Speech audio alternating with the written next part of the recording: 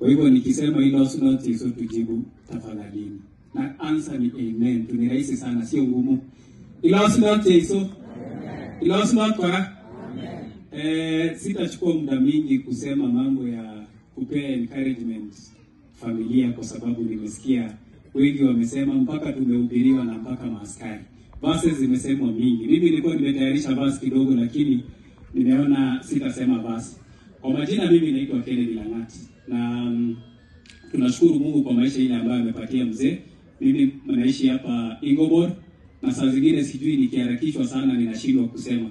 Lakini wacha niombe dakika moja niseme jambo.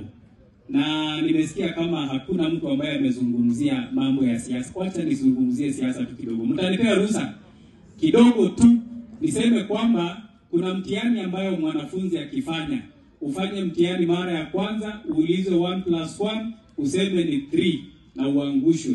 Siku ya pili utarudia tena kusema 3 kweli.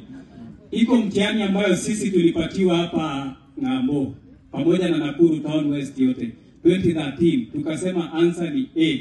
Tukakuja 2017 tukasema answer ni A, na baadaye tena tunasema hii answer ni kama sio mzuri. Ng'ambo hatujatunzwa vizuri. 2022 tukasema tena answer ni A. Jameni, tutaendelea kusema answer ni A na tunaanguka mtihani? Si itakuwa ni makosa? Na iko mama yetu ambaye ni mmoja wetu kwa hii jamii, ambaye anaitwa Francisca Kamureni. Huyu mama yetu ni msharp kidogo. 2017 alitupatia answer na kidogo mwalimu akatuangusha mtihani. 2022 akatupatia answer, mwalimu akatuangusha mtihani. 2027 tutarudia the same answer kweli? Na nimeona amejipanga kidogo, kuna answer anataka kukuja nayo. Wacha tutamsikiza na answer yake.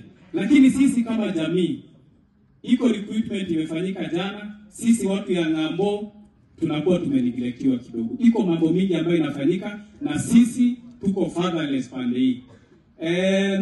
Kama tumejaribu na viongozi wetu. Tukaweka kiongozi, tukajaribu kupigia kura wazee wetu kina Kitili na wengine. Tumejaribu mama yetu Francisca Kamureni na kidogo tukaanguka.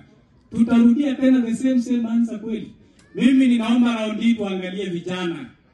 Na kijana sio mwingine, ndio huyu hapa anaitwa Kennedy Langati, youth president.